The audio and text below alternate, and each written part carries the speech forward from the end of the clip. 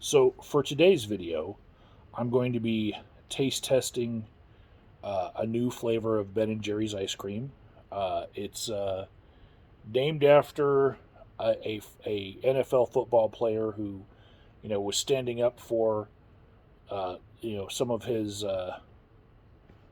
fellow players in the league that were, in the minority, and after, he consulted with a lot of academics about the problems in the world. Uh, he decided to be vocal about it and take a stand. And a lot of people didn't like that he took that stand. And I'm not talking about Aaron Rodgers. Fuck that guy. No, I'm talking about this is Colin Kaepernick's "Change the World." And this one's actually a non-dairy frozen dessert. It's not really like a ice cream, I guess, but it says, "Look, I know my rights." Isn't that beautiful? Um, and there's another good look at the tub there. Uh, let's see, per serving 400 calories. The whole thing is like 1,200 calories if I eat the whole thing, but we're not going to do that on camera. That would just be mukbang, I suppose. But here's the first time I'm taking this lid off. Ooh, look at that. It says Colin Kaepernick is serving up sweet justice with the non-dairyist compilation of cookies and caramel. This flavor honors Colin's activism in pursuit of racial justice and his portion of the proceeds from Change the World go to Know Your Rights Camp and learn more at knowyourrightscamp.com. Anyways, this is literally like SJW ice cream, and it's non-dairy. Like in case you're one of those intolerant to lactose people. But here we go. I got my thicker spoon for this one.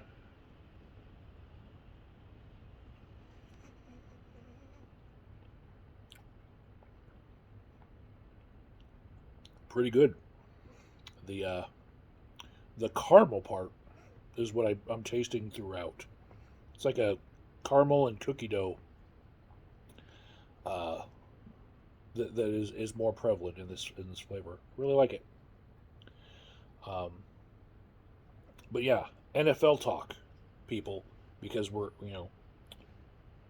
Colin Kaepernick's on the lid here. I'm not sure what Wow, the end. wow, that was a. I just unpaused a Skeptic video. Uh, I'm like going overboard with the SJW stuff.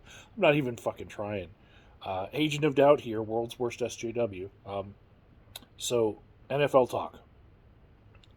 My favorite team, the Steelers, they have a chance to get into the playoffs on Sunday. But here's the math: they've got to beat the Ravens in the last game of the season. That has to happen. The Chargers Raiders game cannot end in a tie because the Steelers had a tie back earlier in the season. So like that would be a scenario that would make it so the math works out weird. So like if the Raiders win or the Chargers win, either way, the Steelers are still their hopes are still alive. But if there's a tie in that game, that could ruin the Steelers' hopes right there. And then the last one we need to happen, the least likely. Like I believe the Raiders and Chargers won't end in a tie. That's very statistically unlikely.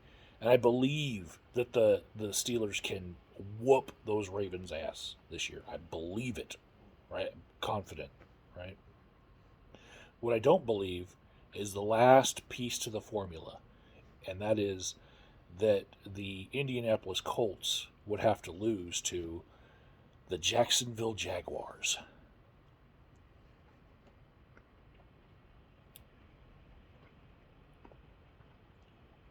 Very, very cookie dough, this one. It tastes really cookie dough.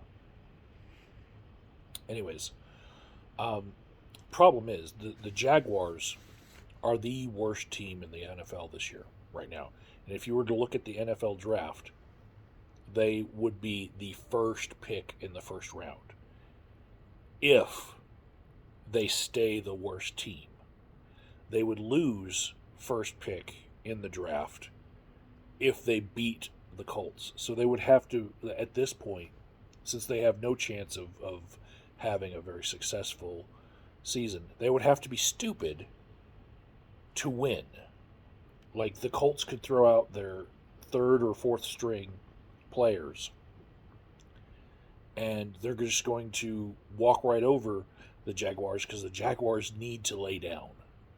They are incentivized to lose. And I started to think about that and how the NFL sometimes has themes in it that don't just stay within the NFL. They're applicable in a broader context. And so, what I started thinking about was how, you know, a lot of politicians are saying things like we need to get people back to work quicker when they get COVID. They instead of 10 days, we need to shorten it to 5. So they pressure people within the CDC who did that for no reason other than to try to keep the economy running, you know. And so, in order to have that win of the economy like chugging along a little bit and not completely failing, they have to sacrifice the American worker. You know, they're incentivized to lose, but the brunt of that loss isn't felt by the the people who are wearing white shirts when they're in the office, but right now they're wearing pajamas because they're at home working from home remote. No, these are felt by the people who actually have to go to work and be exposed to the general public.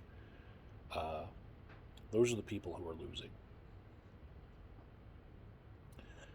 Uh, Reminds me of a story I read about DoorDash and how, in order to keep the executives and all of the office workers at DoorDash connected to the culture of the drivers, they were going to require the DoorDash office personnel that run DoorDash Inc. to do at least one delivery per month. And they were livid. They were like screaming, like, "You can't force us to do that.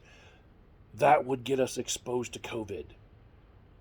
Why?" And I'm like, one fucking delivery, you can't do it, but you're going to send, thousands of people trying to scrape together some money. That's why they're working a gig economy job. You know, you're going to send them out to risk their lives on hundreds of deliveries a month for those that are trying to support themselves through DoorDash. Send them out. That's fine. The rules for thee, but not for me.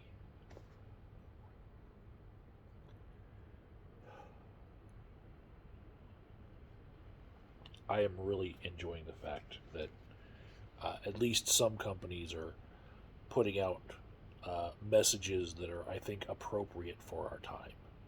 And so I will continue to eat my SJW ice cream